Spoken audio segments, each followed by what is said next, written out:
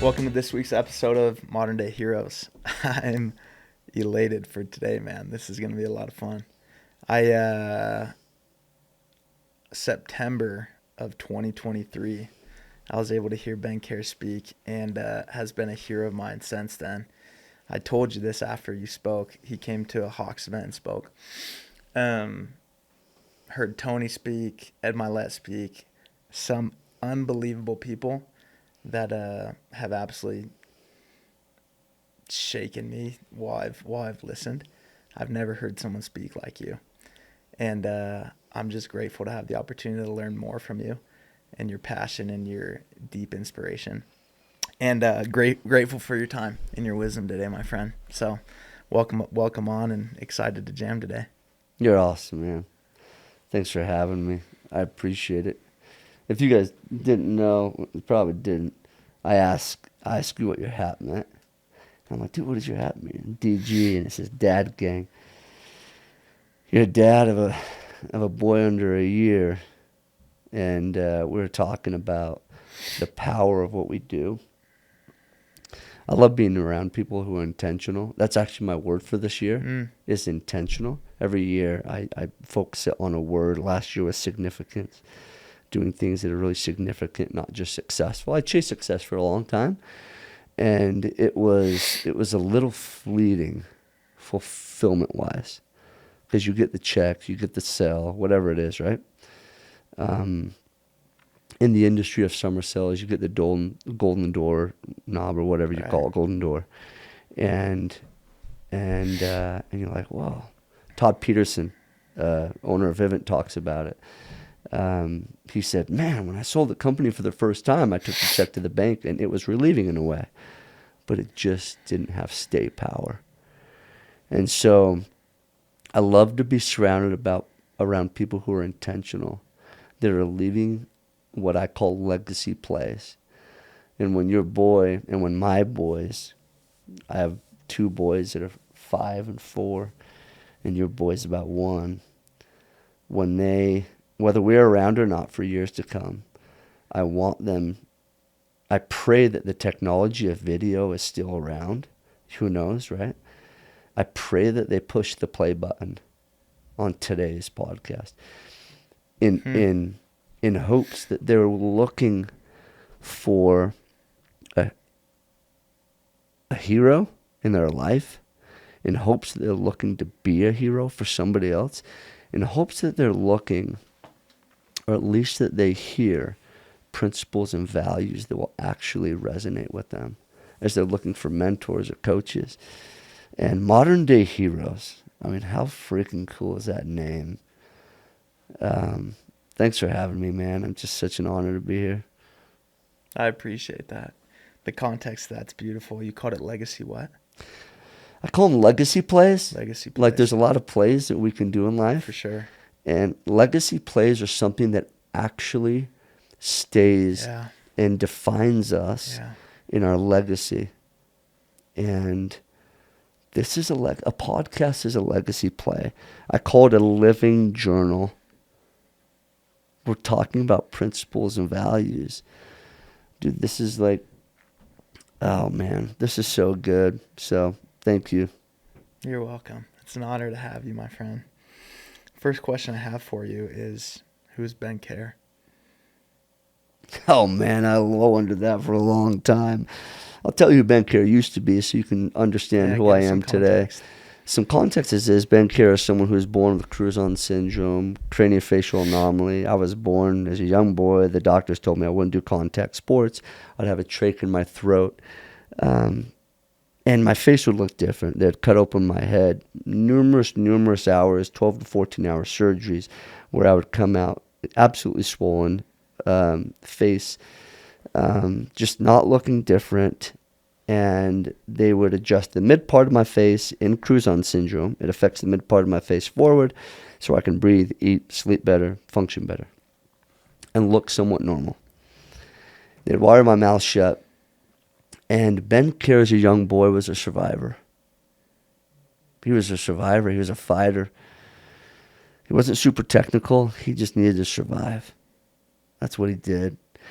He needed to learn how to be alive, bro. He needed to learn how to be alive. And then somewhere along the way, it wasn't enough for him to survive. Hmm. And he wanted to feel alive, but yet like move into the thriving mentality, right? Me and my buddy were talking the other day about, man, at some point you go from survive to thrive, and what changes in that? And why do I feel like at the age of 40 years old, I'm a freaking rookie? I feel like I'm like starting life. I have history behind me. I have a track record. Why do I feel like at the age of 40 years old, I'm starting to click? Because eventually along the way, brother, I realized that I didn't want to just fit in anymore. I didn't want to just be normal because my face, I was different. I didn't want to just like hide and be everybody else's version 2.0, right? I wanted to be me, and God created me to be me. So who is Ben? Ben is a person that for a long time chose to fit in for a survival technique. And along the way, I got bored of pretending to be somebody else. And it was eating me up inside. My spirit, my soul that we're all born with, that are not from this world, was telling me, what the freak are you doing? You fake, right? Hmm. You fraud. Hmm. And I'm like, oh, jeez.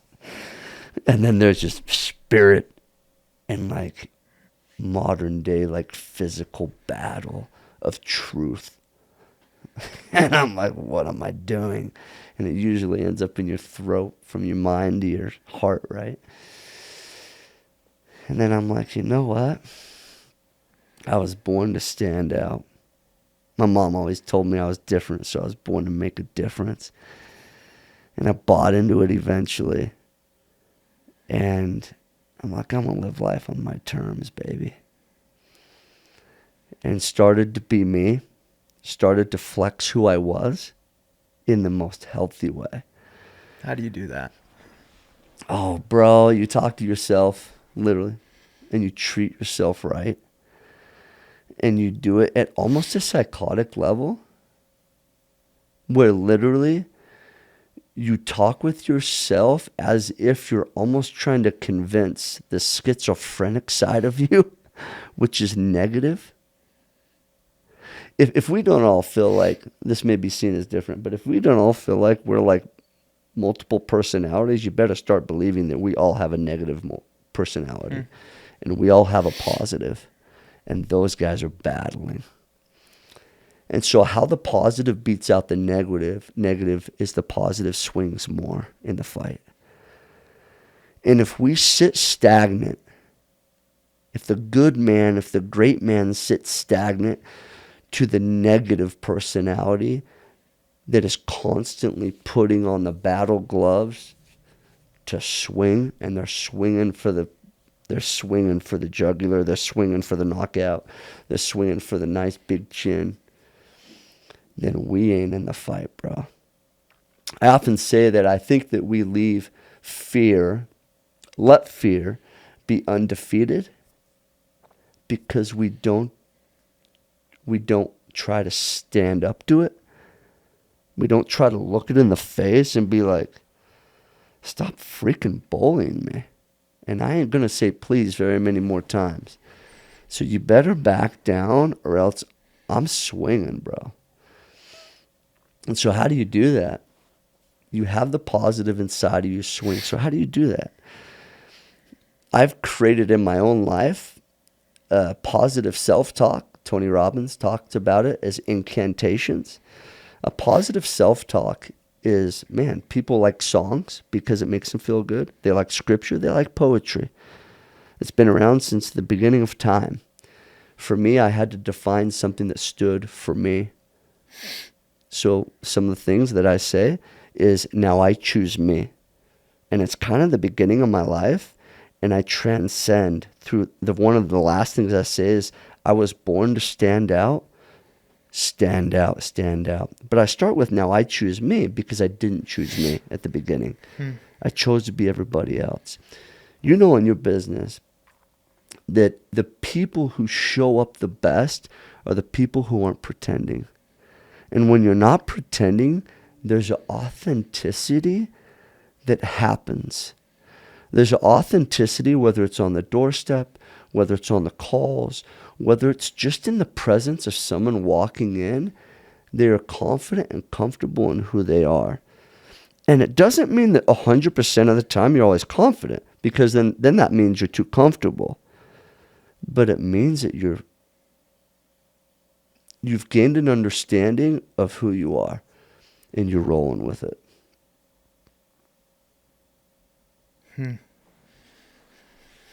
Walk me through what that looks like on a day-to-day for you. Is that hey, I wake up, I'm talking to myself. Hey, I'm in the shower, I'm talking to myself. If I were someone that wants to go from I don't choose me to hey, I choose me, I'm gonna freaking stand out, I'm gonna make a difference. What's the how-to? Yeah, so good.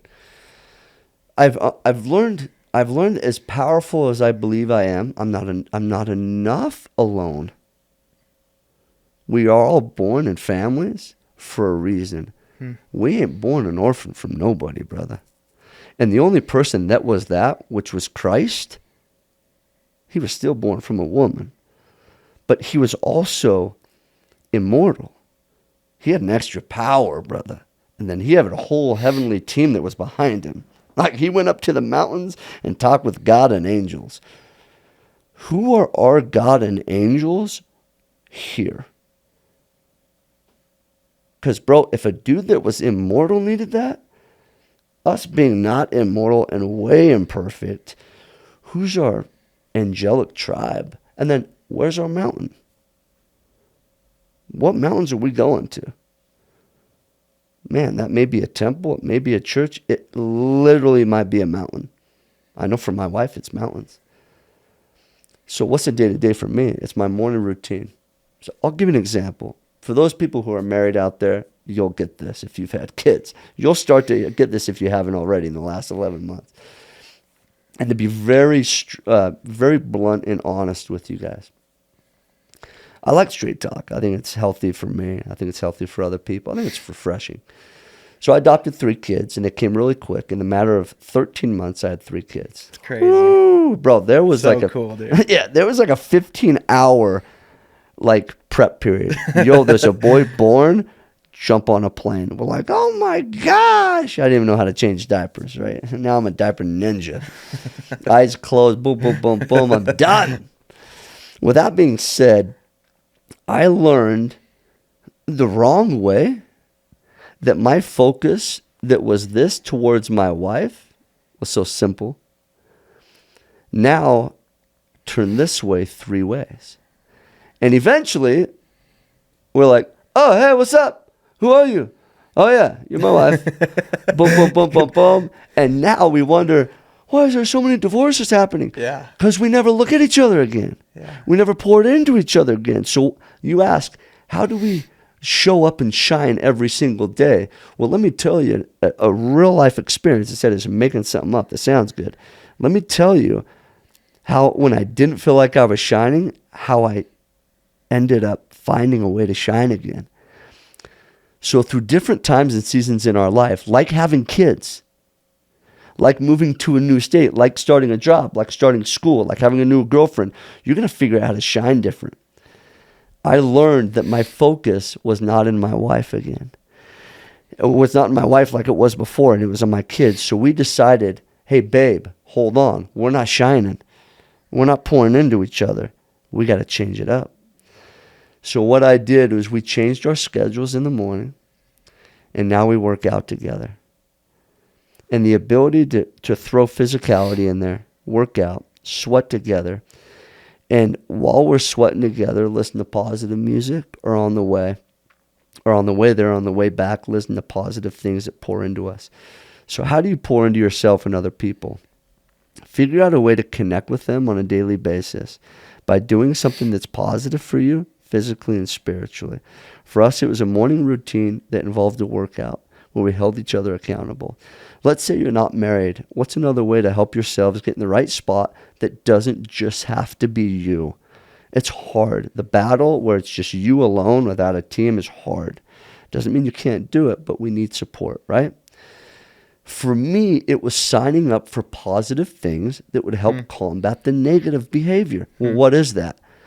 I would literally get up and I would look on YouTube and I would start typing in positive mentality, positive videos, positive talks, and I would go through and see the ones that spoke to me and just subscribed to all the channels.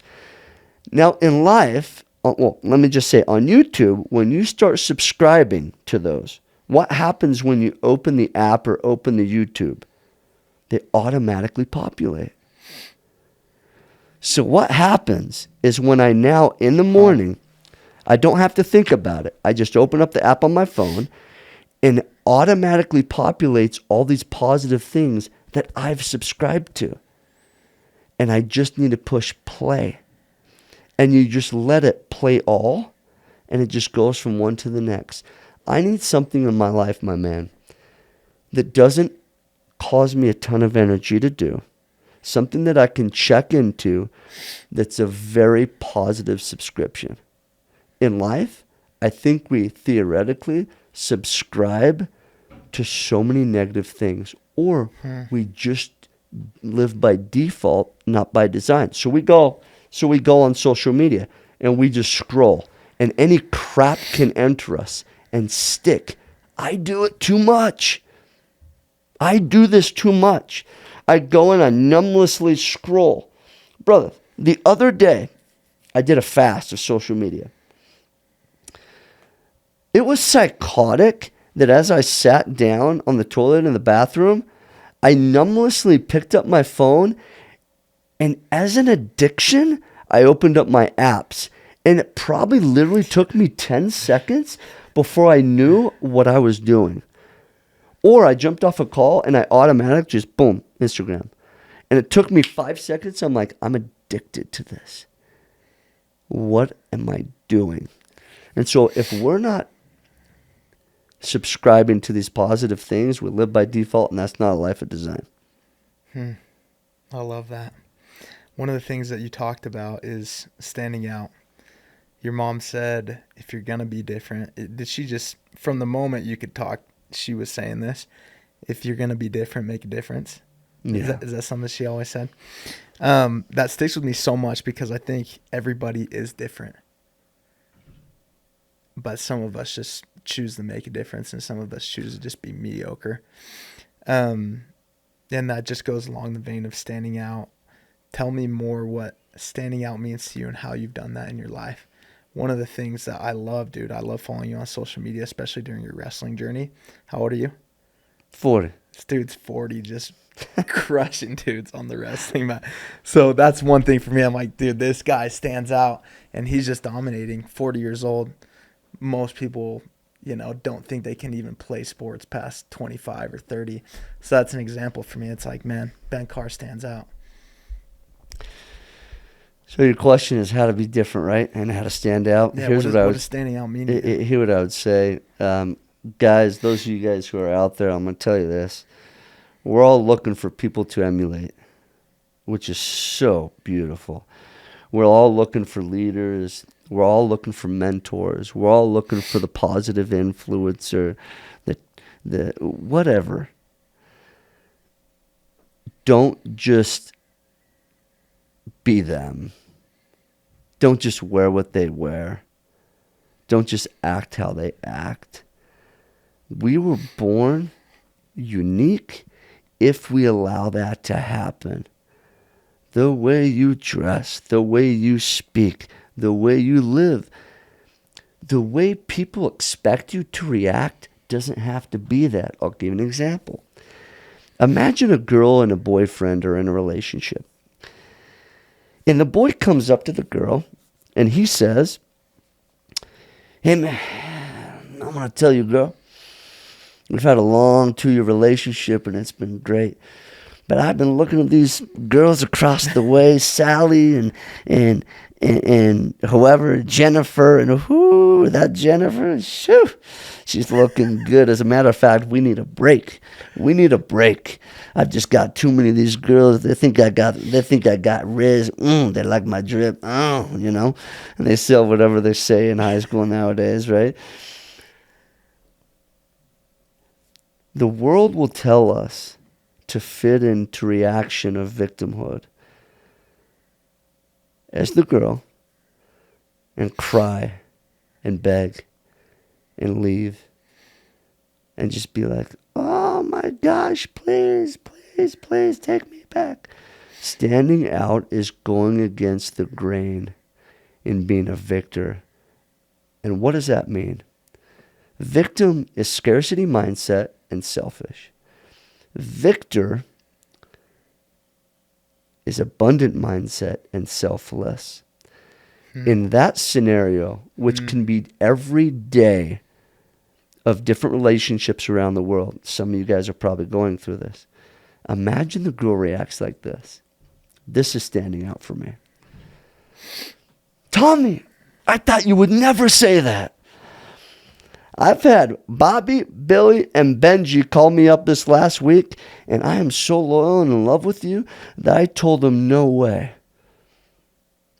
I'm in love.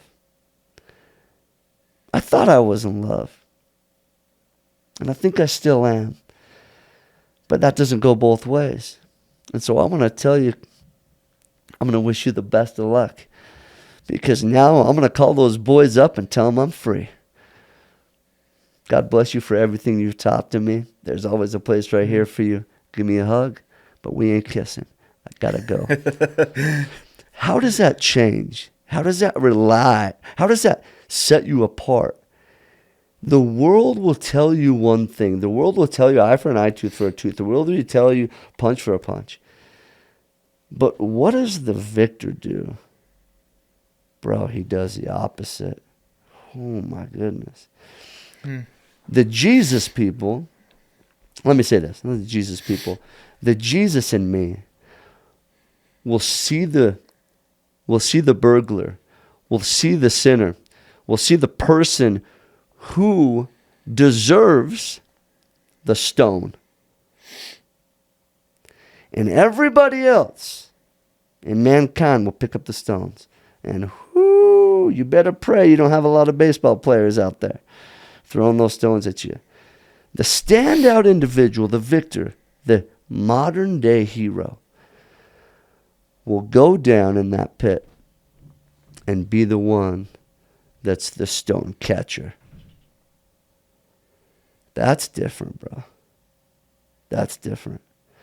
That's someone who stands out. That's someone who leads with love.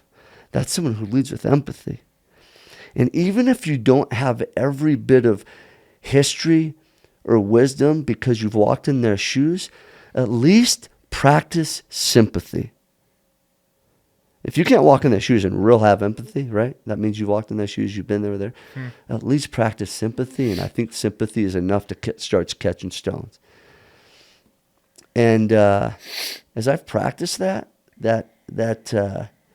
been the difference. I'll share one more story. I'll never forget, I had a friend in college that was sitting at the table with me, and there were two other friends who were both male, and we were all talking about a girl. And this was in a proud moment. I've also had many, many, many not proud moments. Sure. Where I was the one throwing stones at the girl. I'm going to call this girl Sally. And everyone was talking about Sally, how she had gotten around and kissed a bunch of our guys in our friend group. It's so easy to throw stones and call her bad names. But I also knew her as a friend, and I was tired of, I knew her, that she was just genuine, and she just wanted love. She wanted connection. I don't know how her dad treated her. Maybe it was a horrible connection. And I remember in that moment, that day, I had a little bit of strength to stand up, to catch the stones. And I'll never forget the guy next to me, I call him Billy, went back to her and said, I want you to know that in this day, Ben was catching stones, per se. I hope you surround yourself with more friends like that. And she came and told me that later on. And what if I would have thrown stones that day? What would have happened? She has since married a great husband that loves her back the same way she needs to be loved. She has a beautiful family. And I think in those moments where we can easily throw stones and nobody will judge us. For sure. Nobody will judge us. We step aside, take the ridicule, be different in the right way, and have your hand hurt a little bit from catching those stones. And turn and cover the person and maybe get hit on the back every now and then. And I tell you what, man, that's a pain that's covered by a lot of love. Dive deeper into abundance for me. It's and the reason I ask is because, first off, that was beautiful. Thank you. I throw so many stones. Yeah, bro, we all do. Yeah, I want to catch. I've been contemplating a ton on abundance and scarcity, and I think the natural man is so scarce in so many aspects. And I think putting off the natural man equals abundance, which is the same with victimhood and victor. But what does abundance mean? What does that look like? Before I move on, I want to touch on this real quick. How often do we not catch stones from ourselves? Oh, dude. We probably throw the most stones at ourselves. The most. And that's what doesn't lead to abundance, right? We're not abundant because we're really good at throwing stones. We can't get up out of that pit. And we're like, you freaking stay down. Two fears that everybody is maneuvered by. Fear of failure and fear of not being enough, bro. And we all have it. Your boy has it. Your wife has it. You have it. I have it. My church leaders have it. President of the United States has it. My wife has it. My kids have it. How much do we play into it is the difference. How much do we allow it to maneuver us is the difference. You would ask, what is abundant? Abundant, brother, I've learned this, and it's been weird for me to learn it this way. Abundance is rebellious. Believe it or not. Bro, it's rebellious. Abundant is against the grain. Abundant is definitely different. Abundant is like a little bit crazy. I think we pad abundance. I'll speak for myself. I've padded abundance with bubble wrap way too often, bro. Saying abundance is comfortable. Abundance is grabbing hands and singing kumbaya, baby. And though love feels that way, there's a lot that goes into that, bro. But love is raw, man. Love is real. And love is all progressing. But what do I mean by, let's go to the first word, rebellious. I love that, bro. I think abundance is rebellious because I call this, we get to be disobedient to whatever is average, brother. And abundance is staying away from that. I got a perfect example this morning. I got some good friends that have a really cool gym just down the street. They wanted me to come and throw mitts with them. I love holding mitts and calling it out. It was great. In walks a 17-year-old kid. And here I am at 40. My other buddies are in their 30s. And they're pretty successful, even at 30 years old and stuff. And I'm like, bro, how old are you? He's like 17. I'm like, are you in high school? He's like, yeah. He says, Ben, I read the text from my buddy this morning, that you were going to be here. Bro, I was there at 6:30 a.m. I said, what time do you get up? He's like, I used to get up at 4 a.m. I said, bro, you're psychotic. I love it. He's like, now I get up at 5. I said, so you got up at 5, read that, heard this morning that we were going to be here at 6:30 a.m., and you came. He's like, yeah. And then he said this, people my age call me grandpa. I'm like, what do you mean?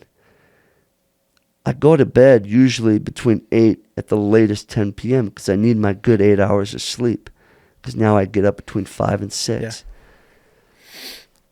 I said, my man, you're surrounding with yourself with some pretty cool, influential people.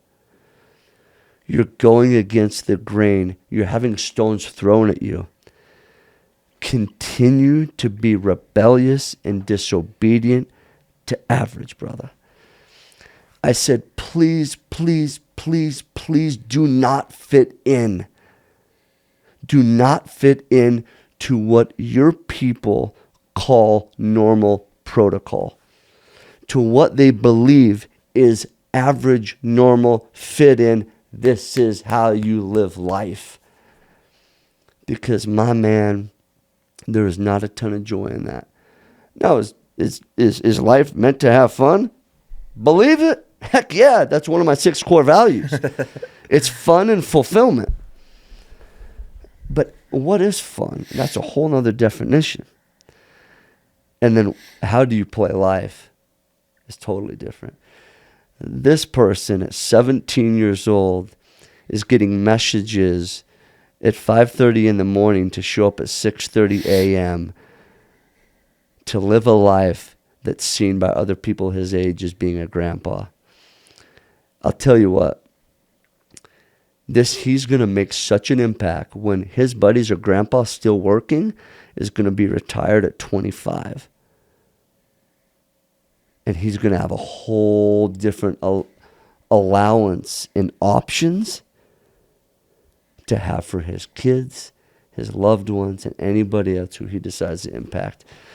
That's standout. That's difference. That's abundance.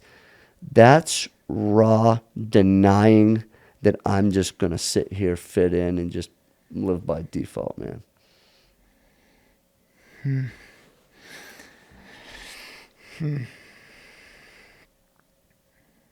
What age did all that change for you? I think I had some eye openings at a young age. I think for me in junior high, I got into a sport of wrestling that I finally was able to just jump into and think that structurally my face could handle it. Get some confidence. Yeah, I had my last major surgery at 5, so it gave me like a good, solid 7 years of healing, right? And what changed for me is not just the saying, which is beautiful, but talk really can be cheap if you don't do the work.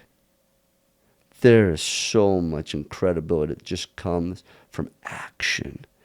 So some of you guys out there may be like, I don't like the corny, like, I am statements, I am, whatever, right? It just doesn't sell with their soul, or it doesn't sit well with their soul. But they're like, I get to work, baby. I'm saying there's a combination of the two. That's what I'm saying. So when I got to junior high, I started understanding the I am statements. I started to understand that, dude, I'm going to choose me.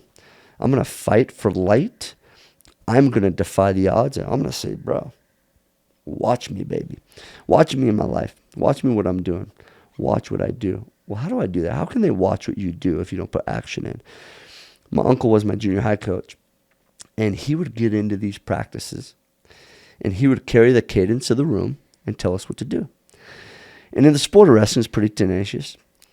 I would start to decide to be disobedient to what he would say, but the right way. We don't talk about that. We always talk about be obedient, be obedient. Why the frick are we obedient? When in the wrestling, bro, gold medal is given to one person in the sport. How can you be different, get the gold medal, when you continually are obedient to what's asked? Bro, you can't do that. So be disobedient to what's asked. Excuse me. So he would say 20 push-ups.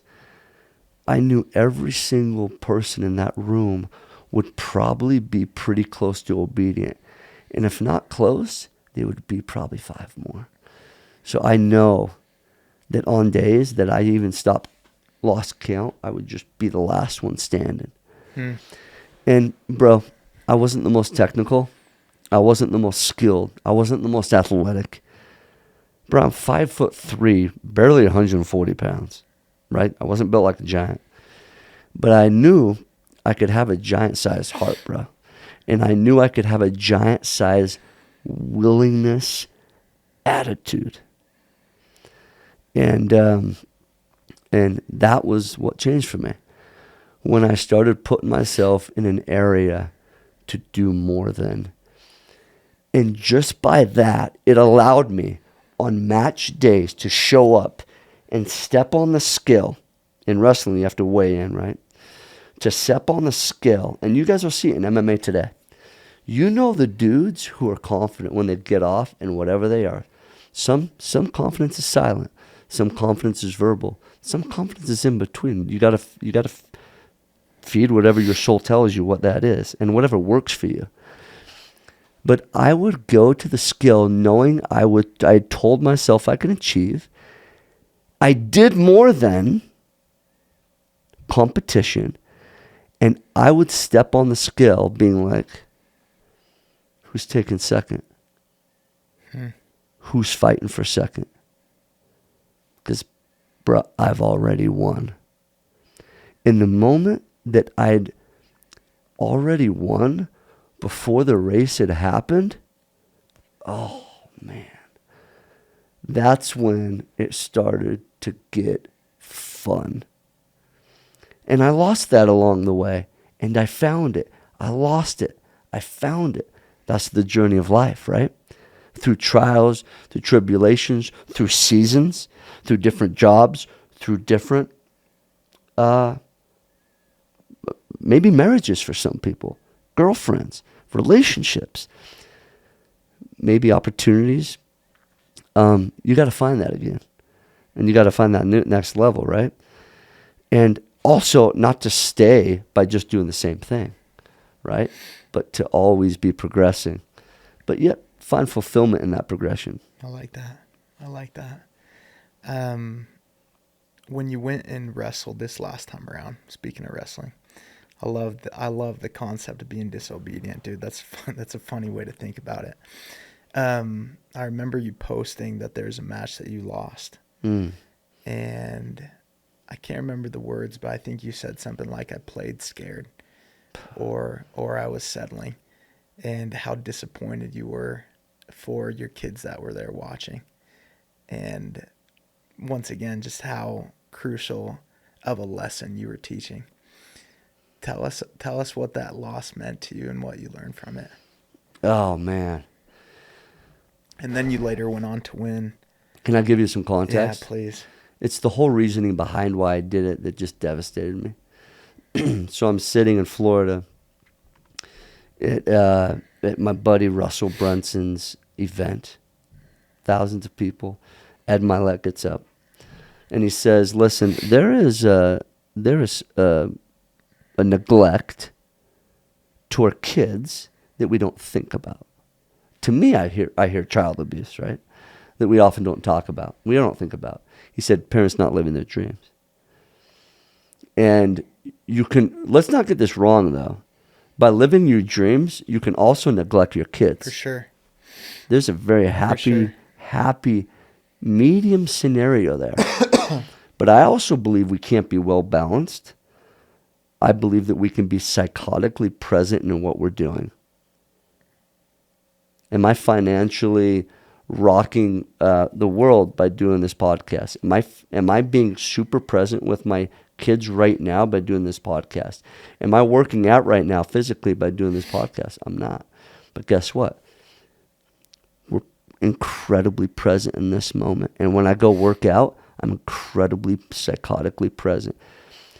I had a good mentor tell me, it's not about being well-rounded. It's about being in the moment, very intense. Bro, that changed me. It wasn't about being around my kids all day. It was about being intense when I was around my kids. Intense and intentional. Oh my gosh. So I jumped into wrestling because I had been in the corner telling my kids to do the moves in their wrestling season. I'm like, what am I doing? I'm going to freaking show them. Watch me. So I signed up for wrestling. I hadn't wrestled in like at least 10, like last Olympic cycle I went through. I was like, I wrestled. I'm like, well, what am I doing? I haven't wrestled for a long time. So I jump in, go to nationals, do well, qualify to go to worlds. And my goal was to be a 2-time world champion in freestyle and Greco. And freestyle was my better sport. And so I go in and I get to the finals against Azerbaijan, which is a great wrestling country. And I'm ahead going into the second period. And my fear of failure reigned. My negative personality jumped in and said, do not lose. And I stopped swinging, theoretically. I stopped wrestling. Bro, I'm really good at a move called a front headlock. And I got the front headlock in time enough to be successful and win, and I sat there. It wasn't so much the loss I was devastated with. My kids were sitting there. I have a picture of my boy Liam, my oldest boy, crying. He's 4 years old. He was then 4 years old, crying as he saw Dad go after it. And I felt like I failed. I didn't fail my boy. I failed putting myself out. Let me say this. I failed the opportunity to teach a higher lesson of when you're in that position, go out guns blazing. Win, lose, or draw, put yourself on the line. You know what I learned? I went back to the hotel and my kids still loved me. My wife still loved me. And they said, Ben, we're proud of you. We need to figure out how you can still swing in those moments knowing that we will always love you. We don't always have second chances. A couple days later, I was able to have a second chance. Because on that podium when I lost, I got the silver medal. And the Azerbaijan flag raised up at the World Championships with the American flag in second place. In the Azerbaijan flag, as it was raised, the national anthem of their country played. And my heart was just ripped. And I said, I have another opportunity in the sport of Greco-Roman. In the style of Greco-Roman, which is still wrestling, I have the opportunity to compete again. And I said, win, lose, or draw, I'm not going to stop swinging. And I'm going to do it for my kids. And so a few days later, I found myself in the finals. And it got to the last period, and I was ahead. By how much? Oh, just a point or two, if I remember. I think 2 points. And, but that's just a takedown. Yeah. It got to the point, I'll never forget, there's 10 seconds left on the clock. And I had the opportunity to keep pushing or freeze like I did a couple days before. And it got to the point to where I broke him because I kept going and he just gave up. Very few times in my career has that happened where literally he just stands up out of his wrestling stance, which is a protective stance, right? He just stopped. I thought the match was over. Looking back, I was watching my film. With like 8 seconds left, I turned away and I was like, wow, to the crowd. Not knowing that the match wasn't over. He gave up because I made the commitment to not stop. So for me, I made a decision to, number one, put myself out there. Go guns blazing, win, lose, or draw. I wouldn't stop, and I would make my kids proud. And that day, I thought, part of me was that I was there for the win of holding that gold medal. As I stand on the top of the podium and the American flag raised, the national anthem played. That was a moment I'll never forget. It came second place to the next moment of why I really was there. My kids didn't just grab the gold medal. They grabbed the silver medal. Because I got to the gold medal only because I took silver. I don't think if I would have taken silver, I probably would have taken gold. I don't think I would have. And my girl grabbed the American flag around her shoulders, and they ran around the mat. That's why I was there that day. Not because of the color of the medal. It's because, Dad, you showed up and you participated, and you chose to learn over your loss and transcend and be disobedient to your fears and progress in a matter of a couple days and say, you know what, fear? Screw you. I'm spitting in both eyes, and let's go. Because I didn't want to compete after freestyle. A part of me was just like, I don't want to freaking do this. The other part of me said, let's freaking go. And I think that's important that in life, if we have kids, that we are putting ourselves out there, win, lose, or draw, to show them how we respond. I talk with a bunch of companies, and they bring me in, not because I'm a wrestler, or because I looked a little bit different, or because I have cauliflower ears, or even because I'm a world champ. I think they bring me in because I teach that the next decision after an incredibly hard time, after a fail, after a door knock that doesn't go successful, after bankruptcy, after a failed whatever, that what do we choose? Is it victim or victor? Is it disobedient to average? Is it the boy that's breaking up with us? And then we're like, oh, let's go hide myself, cry in the corner, never come out. I'm not worthy. Or is it, let's stand out. Let's say, thank you. I've had so many different companies coming hunting after me, but I was loyal to you. Thanks for letting me go. You're giving me wings to fly.